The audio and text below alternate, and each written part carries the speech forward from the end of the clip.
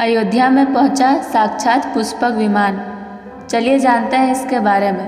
क्या हुआ जब अयोध्या के राम मंदिर में प्रकट हुआ साक्षात रावण का पुष्पक विमान।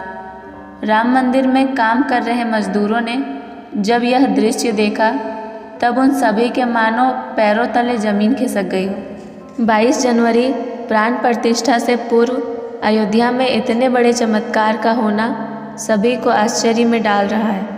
कुछ लोगों ने इसके साक्षात दर्शन किए हैं, जिन्होंने अपनी आँखों से देखा है। जो बताया गया है उसे सुनकर आपके भी रोंगटे खड़े हो सकते हैं। आगे बढ़ने से पहले अगर आप एक सच्चे सनातनी हैं, प्रभु श्री राम को अपना आराध्य मानते हैं, तो इस वीडियो को लाइक करके कमेंट बॉक्स में जय श्री राम जरूर लिखें। दोस्तों, 22 जनवरी 2024 को रामलला अयोध्या के नए भव्य मंदिर में विराजमान होंगे। इस शुभ कार्यक्रम के लिए पूरे देश में निमंत्रण बांटा जा रहा है। शहर से लेकर गांव तक घर घर अक्षत वितरण में बच्चों से लेकर बड़े तक सहयोग कर रहे हैं। यहाँ तक कि महिलाएं भी घर घर जाकर श्री राम की फ़ोटो और अक्षत वितरण कर रही हैं। अयोध्या के राम मंदिर में भगवान रामलला के प्राण प्रतिष्ठा कार्यक्रम की तैयारियां तेज़ी से की जा रही है। इस कार्यक्रम को बेहद ही भव्य बनाने के लिए कोई भी कसर नहीं छोड़ी जा रही है। इस बीच राम मंदिर निर्माण का कार्य भी तेज़ी से किया जा रहा है। मंदिर निर्माण में जो लक्ष्य लिया गया था उसमें लगभग 80% कार्य हो चुके हैं। 70 खंभों पर मूर्ति कार्य का काम चल रहा है। पिछले दिनों त्यौहार की वजह से यह कार्य धीमा पड़ गया था, लेकिन अब वह भी तेज़ गति से पूरा हो जाएगा। निर्माण कार्य जल्द से जल्द पूरा करने के लिए सभी मजदूर रात दिन मेहनत कर रहे हैं। लेकिन 10 जनवरी की रात कुछ ऐसा चमत्कार हुआ जिसे देखकर सभी मजदूरों के होश उड़ गए।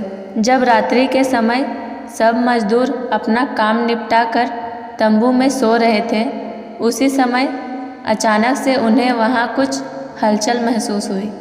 सुरेश नाम के एक मजदूर ने जब तंबू से झांककर देखा तो उसे राम मंदिर के परिसर में कुछ अजीब सी पीली चमकती हुई चीज़ दिखाई दी। उसने अपने साथियों को जगाना चाहा, लेकिन कोई भी उसके साथ नहीं आया। जब हिम्मत करके सुरेश राम मंदिर के परिसर में पहुंचा तो वहां का नज़ारा बहुत चौंकाने वाला था, क्योंकि वहां उसे एक बहुत ही दिव्य विमान दिखाई दिया जिसका आकार मोर के समान था, जो दिखने में काफ़ी सुंदर और तेज से परिपूर्ण था, जो कि राम मंदिर के परिसर में पिछले क्षेत्र में उतर रहा था। लेकिन उस विमान को नियंत्रित कौन कर रहा था ये समझ नहीं आ रहा था, क्योंकि उस विमान में इतना तेज था जो सामान्य आँखों से नहीं देखा जा सकता था।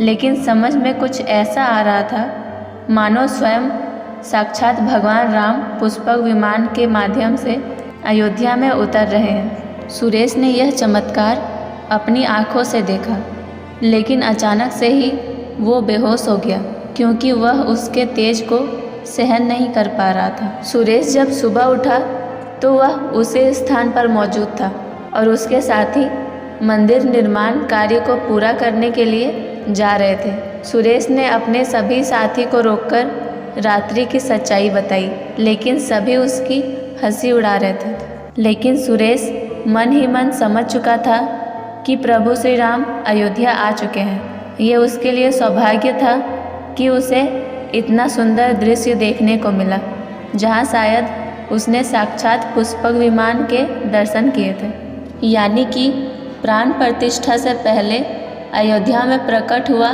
साक्षात पुष्पक विमान। दोस्तों, देश के अलग अलग हिस्सों में कई बार अजीब सी आकृति के विमान देखे गए हैं, जिनका संबंध कई बार तो एलियन के साथ जोड़कर भी देखा जाता है। यानी कि अयोध्या में उस रात्रि को मोर की आकृति का विमान देखना वास्तव में प्रभु श्री राम का ही कोई संदेश हो सकता है। लेकिन क्या यह विमान सचमुच में पुष्पक विमान है?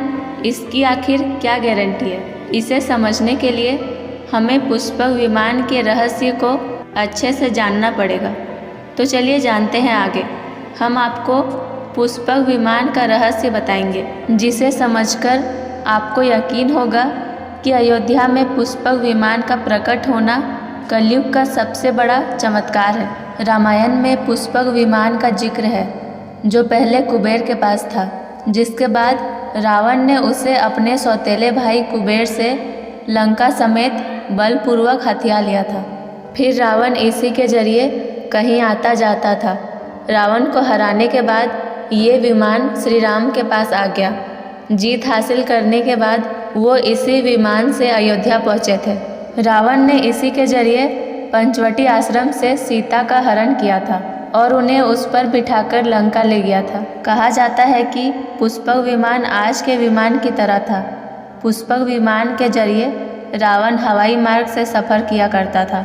रावण को मौत के घाट उतारने के बाद उसी विमान के जरिए प्रभु श्री राम, माता सीता और लक्ष्मण लंका से अयोध्या लौटे थे। रामायण में जिस तरह से पुष्पक विमान का जिक्र मिलता है, उससे तो यही लगता है कि यह आज के हवाई जहाज़ की तरह था, लेकिन तकनीक के मामले में मॉडर्न एरोप्लेन से कई आगे था। रामायण के 7वें अध्याय में पुष्पक विमान के बारे में जानकारी दी गई है। पुष्पक विमान की आकृति मोर की तरह थी। यह अग्नि और वायु ऊर्जा से उड़ान भरता था। इसकी तकनीक इतनी उत्कृष्ट थी कि इसका आकार छोटा और बड़ा किया जा सकता था। कहा जाता है कि रावण अपनी पूरी सेना को साथ लेकर इस विमान से उड़ान भर सकता था। पुष्पक विमान अपने चालक के इच्छानुसार गति पकड़ता था। वह मन की गति से उड़ान भर सकता था। विमान में बैठने के लिए कई आसन बने थे और पुरानी कथाओं के अनुसार युद्ध के बाद भगवान श्री राम ने विमान का पूजन करके वह दिव्य विमान वापस कुबेर को सौंप दिया था। लेकिन कुबेर ने पुष्पक विमान को भेंट स्वरूप प्रभु श्री राम को दे दिया था, जिसके बाद इसी पुष्पक विमान से प्रभु श्री राम, माता सीता और लक्ष्मण अयोध्या पहुँचे थे। अब दोस्तों, कई हजारों सालों बाद एक बार फिर जब भव्य राम मंदिर का निर्माण हुआ है, तो प्रभु श्री राम अपने भाई लक्ष्मण और माता सीता के साथ एक बार फिर से अयोध्या धाम पहुंच रहे हैं, वह भी अपने इसी पुष्पक विमान पर, जिसका नज़ारा वहां के मजदूर अपनी आंखों से देख चुके हैं। दोस्तों, अब बताइए कि आपको ये वीडियो कैसी लगी।